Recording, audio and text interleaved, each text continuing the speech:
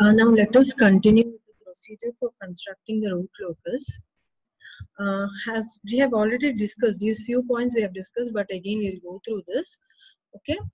As we know, that is, first we have to mark the poles and zeros. If I have a transfer function like this, then the poles and zeros here, this represents the denominator represents the zeros, and the numerator numerator represents the zeros, and the denominator represents the poles. How many zeros do we have? We have 1 and 2 zeros, and we have 2 poles. Where are the zeros? Where the zeros are at -3 and -5. The poles are at -7 and -2. And poles are represented by 0. That is, poles are represented by an into mark, and zeros are represented by a 0 like this, or a circle like this. So correspondingly, at -2 and -7 we have a 0, and at -3 and at -2 and -7 we have a pole, and at -3 and -5 we have a 0. 2, -2 and -7, it is a pole. Poles are represented by into mark, and we have, and at that is at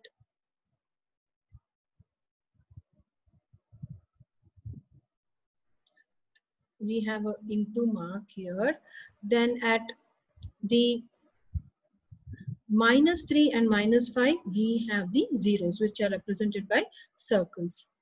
Then for these values, for these we have to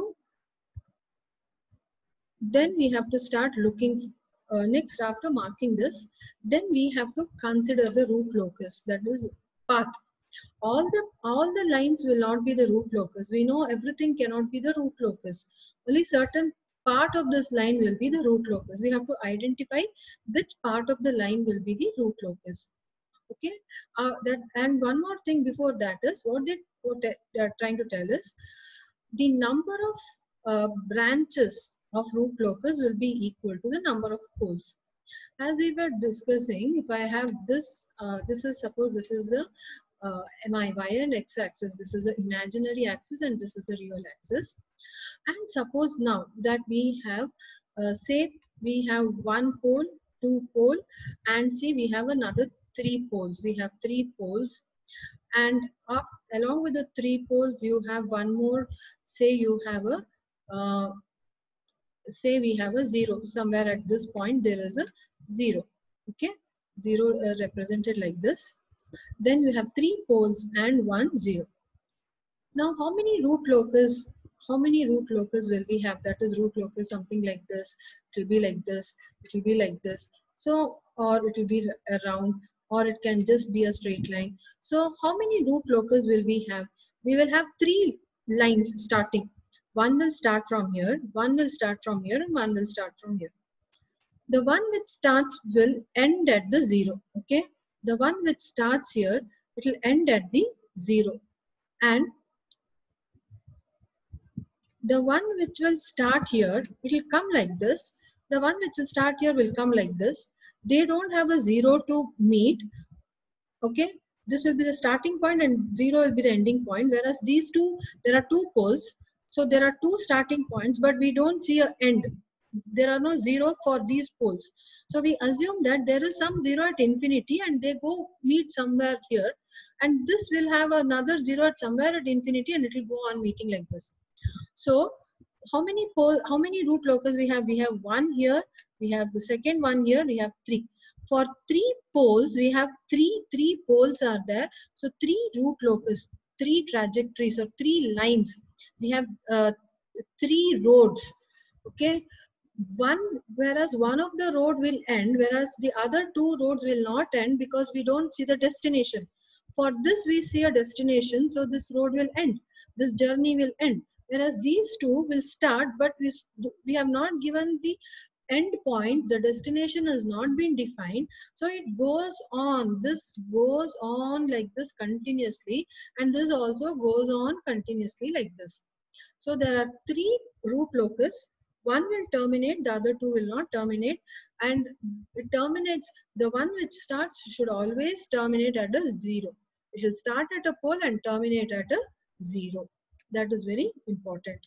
The next is, as I said, now here in the what as we were discussing, we discussed that if I have a imaginary axis and real, this x-axis is real axis, the entire real axis will not be a part of the root locus.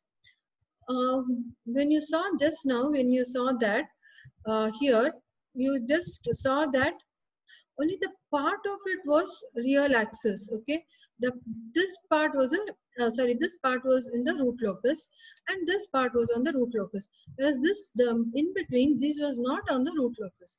So now, to decide which will be on the root locus and which will not be on the root locus, there is a formula for that. Okay, based on the formula, we say uh, that axis becomes a part of root locus or it doesn't become the part of root locus. Say, consider this transfer function s plus 1, s plus 4 divided by s into s plus 3, s plus 5. We have two zeros and three poles, one at 0, minus 3 and minus 5, we have zeros. Zeros are represented by into. You see, into at 0, then you have at minus 3 and minus 5. Then you have zeros at minus 1 and minus 4. Now, let us consider a point here between B and C. Let it be a point. Let us consider a point here. Okay, this point, to the right side of this point, okay, to the right side of this point, what is a pole? You add the number of poles and number of zeros. You add the number of poles and zeros. How many poles do we have? How many poles are there when we add the number of poles? How many you have poles plus the zeros? When you add, how many poles are there? You have 1 0, okay, and you have 1 pole. So 1 plus 1, this is equal to 2. It's a even number. If it is an even number, this will not be a part of root locus. Okay, let us consider a point somewhere here between C and D. Again, how many poles and zeros will it see? How many poles and zeros does it see? It sees, again here, if I have a point here, it sees one pole and 1 0. Again, the number is 2 even. So even this is not a part of, so from here to here, it is not a part of root locus. Okay. Whereas now consider a point here. What about if I have a point here? How many poles and zeros it will see? 1 plus 1 2 plus 1 3. So here it is an odd number. So this part becomes this part of the axis becomes the part of the root locus. What about here? It is even, so it is not a part of the root locus. So now corresponding to that, let us see here. Correspondingly, see here, as I was telling you, this is a part of the root locus. This is a part of the root locus. If I have a point here, the number of poles and zeros when you add 1, 2, 3, 4, 5, it is an odd number. So this becomes a part of root locus. Whereas in between, they are not part of root locus. How many poles and how many zeros we have? We have 3 poles and 2 zeros. So what happens? This pole, okay, you have a pole here. This pole, you have a pole, this pole will come and it will join the 0. This pole will come and join this 0. You have, see, it starts here, ends here, starts here and ends here. So 2 poles, you had now 2 paths, 2 lines are there, or 2 trajectories or 2 paths. You have 1 more pole here, but you don't see a 0. You assume that it goes on and meets a 0 somewhere at infinity.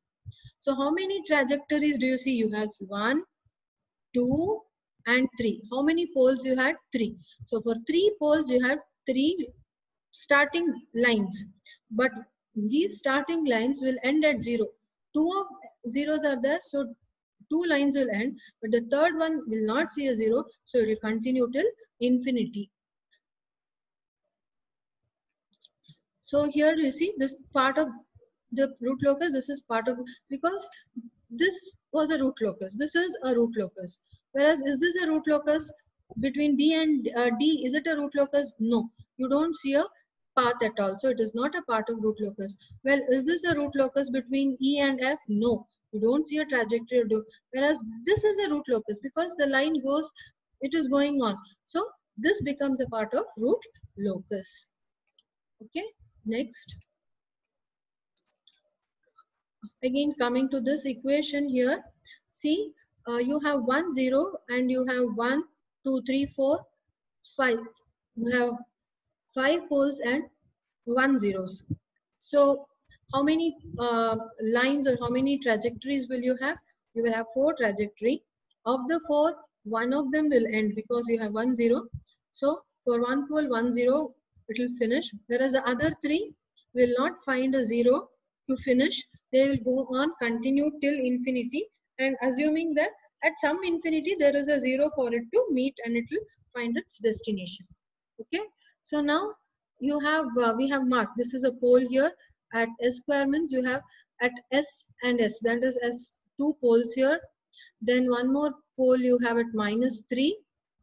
This is one pole you have at -3. There is a pole here.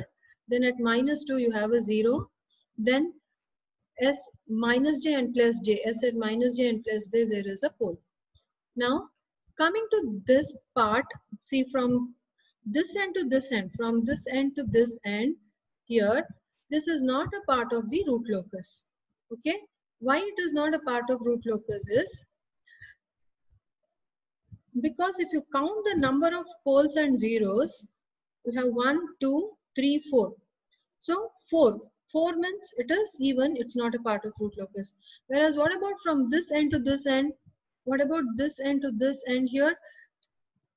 If you count the number of poles and zeros, you have 1, 2, 3, 4, and the fifth one is also here 5. So it is 5. 5 is a odd number. 5 is an odd number. So if it is an odd number, it becomes a part. So from this end to this end, this region becomes a part of the root locus. So this is a part of the root locus. Further, after this point, how many, what is the total number of count? 1, 2, 3, 4, 5, 6. So after this, it is not a part of root locus.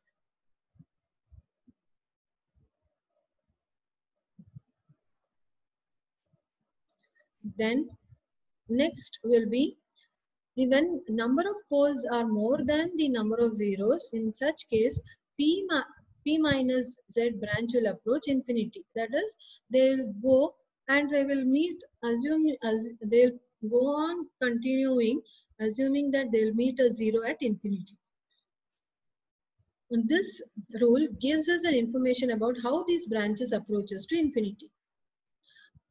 The branches go to infinity by straight line, by following a straight line, which is called an asymptote of the root. Asymptote are the guiding lines for the branches to meet or approach infinity. There should be a path. It is not that these lines, I mean, these lines just go something like this. Okay, they have to follow a path. And how will they follow a path? You will have to have a asymptote like this, which is a straight line. Okay, it will you will usually have a asymptote. You will usually have a straight line like this, and now it will follow. That is, the root locus will be parallel to this straight line like this. This is called the asymptote. So now what is the angle this asymptote makes? If I have a root locus, I mean if I have a graph like this, you will have one root asymptote like this, you might have an asymptote like this, and the root locus, they have to follow these asymptotes. So these asymptotes, they make an angle with respect to the real axis. So what is the angle? How many asymptotes you will have and at what angle they are present is based on these two equations. These are same. Either it is 2q plus 1 into 180 divided by p minus z. P is the number of pole and z is the number of zeros.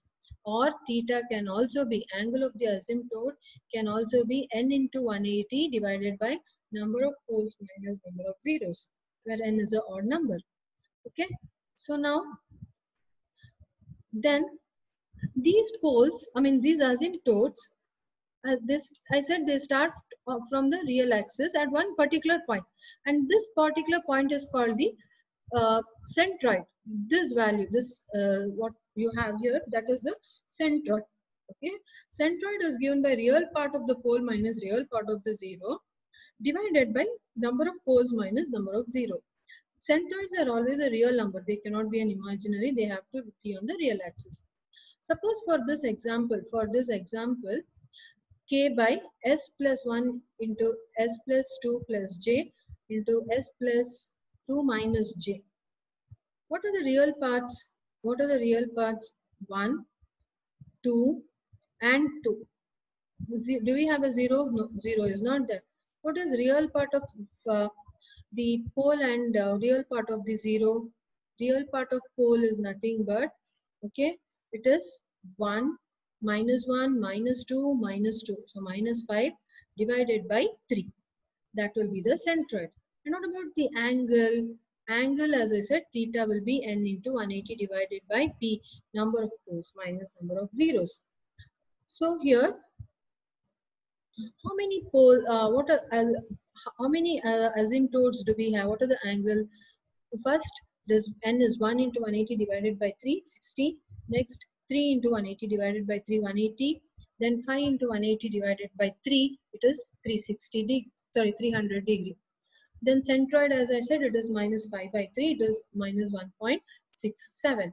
So at minus 1.67, there are 3 asymptotes which go like this. Okay.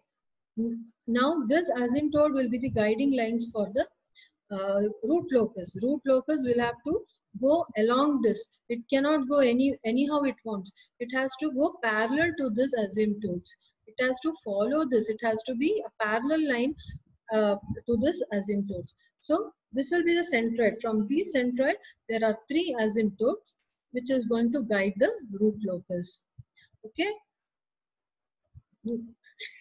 Next, breakaway point is a part of the next step 6 is the breakaway point is a point on the root locus where multiple roots of the characteristic equation occurs for a particular value of k. There are breakaway point. Now exactly where like what we saw, we just for the example in what we saw, we said there was a root at s equal to 0. And at s equal to a, there was another root. That is when k, depending on the particular one, k was equal to a square by, if you remember, when k was equal to a square by 4, then the roots came, then these roots were at a by 2. Then when k value increased, when k value was more, then the roots went to the imaginary plane, and we assumed that that is the one root locus, it comes like this.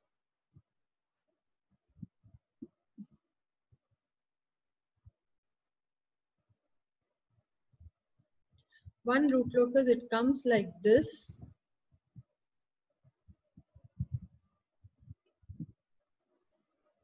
It comes like this. Okay.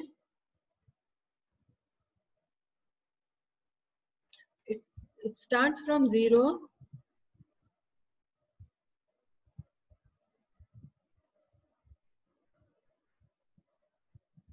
It starts from 0 and it goes like this. The other one,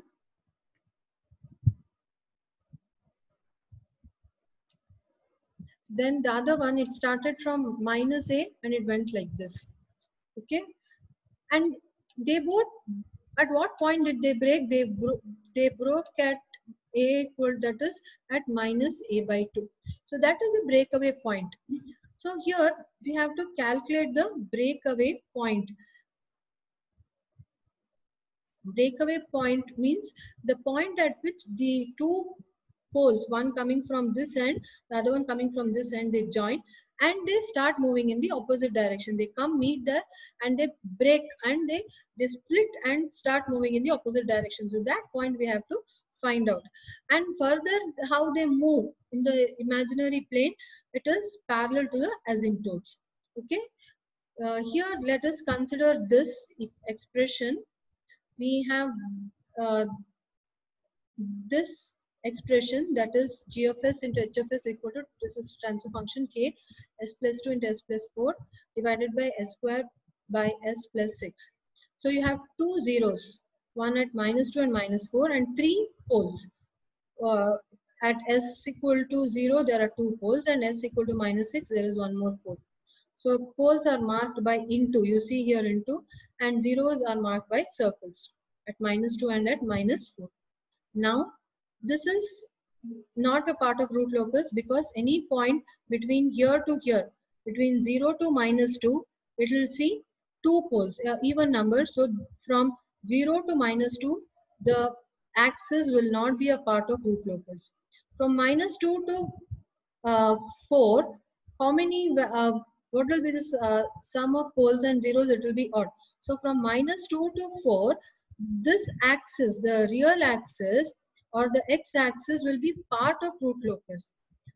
Again, from 4 to 6, you have a even number of poles and zeros. When you sum the poles and zeros, you get an even number. So that again will not be a part of root locus. Further, again it will be a part of the root locus.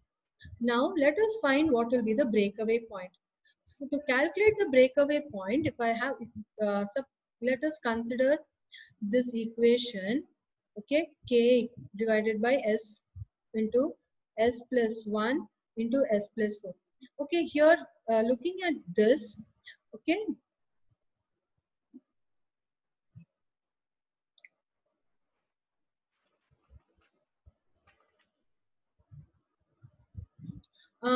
here we have to, breakaway point should be on the root locus. The breakaway point should be on the root locus. It cannot be on the non-root locus region. Let us consider here this expression g of s into h of s equal to k divided by s into s plus 1 into s plus 4.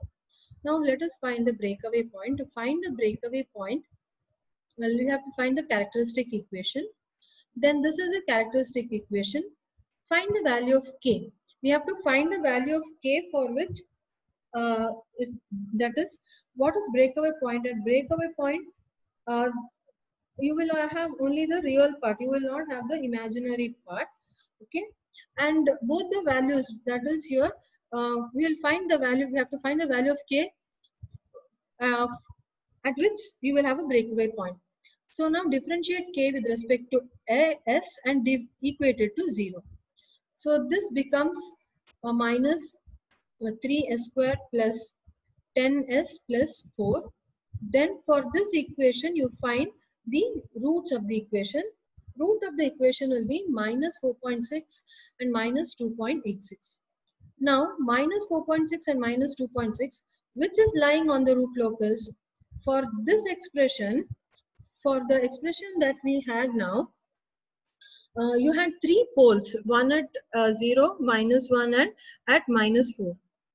Between 0 and 1, the number of poles and zeros is odd. So between 0 and 1, the axis will be a part of the root locus. From minus 1 to minus 4, the sum of poles and zeros will be an even number. So that region of the axis will not become part of root locus. After minus 4, again it becomes a part of the root locus.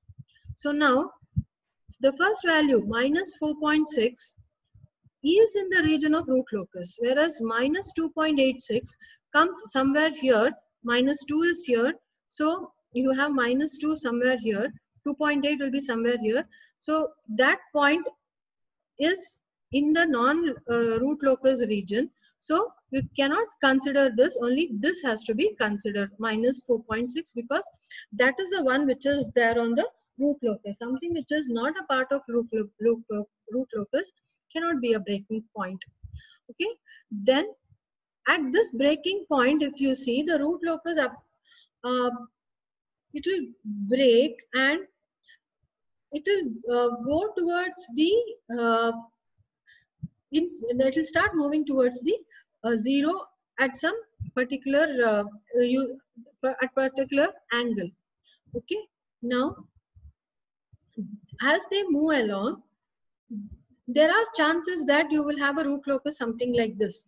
Okay, there are chances that we can have a root locus something like this, and the root locus can also be something like this.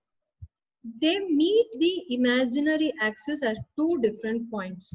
Okay, where the root locus intersects the imaginary point, it is very important because that decides the relative stability. On For this side the system is stable, for this side the system becomes unstable. So this becomes a very critical point, a very crucial point which we have to find out. So how do we find out that where it meets the imaginary axis? Okay, the that is called the marginal stability, which we just studied in the previous class. We have to find the exact marginal stability of the system. For marginal stability, we knew we had to find the Raoult's array. Then using the Raoult's array, we have to make the column, that is this column. We have to find the value of k.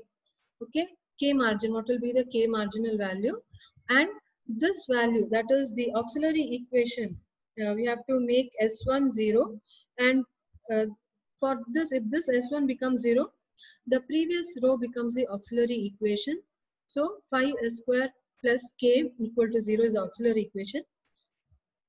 K, we know from this, it should be greater than or equal to 0. So in that case, k will be equal to 20. Substituting 20 in this, we get s equal to plus or minus j4, or it is plus or minus j2. So this, the root locus for this, it will meet the imaginary axis at plus j and minus plus j2 and minus j2, and the frequency of oscillation will be 2 radians per second. This is also something which we did in the previous class. Next, angle of departure at complex conjugate pole and angle of arrival. The branches always leave from an pole. It is an advantage to know at what angle it departs from the complex conjugate pole. Complex conjugate pole means, what is complex conjugate pole? If I have a pole here, see, if I suppose I have a pole at this point, okay, I have a pole at this point. What were we discussing initially? The branches will always start from or leave from a pole. Now, if it has to leave, if I have a pole here, we know it either goes like this, or it has to go either in the that is in the yeah, that is left side or right side, it will go, but it will be straight. But if I have something on the this one plane, on the complex plane, how will we know whether the line leaves like this, whether it leaves like this, or it goes like this? Similarly, here or here, how will the line start? From which direction it will start moving? How will we know? For that, we have to find the angle of departure. The angle of departure is equal to 180 minus 5, and 5 is nothing but the angle of all the poles made to that point minus angle of all the z made to that point. That will give you the phi value. As we do the problem, we'll detailedly look into this, then you will get a better understanding. Okay, just remember this expression, that will be fine.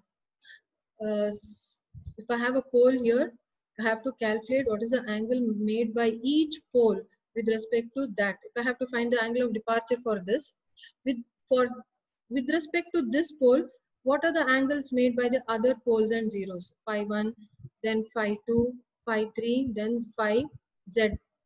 Okay, then add, we have to find using a protractor. When you keep, we find these. Z is 45. So 243 minus 45 will give 198. That means at an angle, it is nothing but 180 minus 198 is minus 18. So if I keep a protractor from this pole, this will be the angle of departure. The curve will start departing like this. It will depart, that is, curve will depart like this. It can go like this. Here this pole will depart, and your root locus will be something like this. It will, usually it will be something, you will have two. One will be on the top, one will be on the bottom. So you have to know what, if I have a this, so what is the angle it makes? If I am having It will be making, so what is the angle it makes from it? What is the departure angle? You have to know. So that is angle of departure. If it is a 0, you will have an angle of arrival. So usually we have to calculate angle of departure. So now this is a procedure. Using this procedure, from next class we will start doing the problems.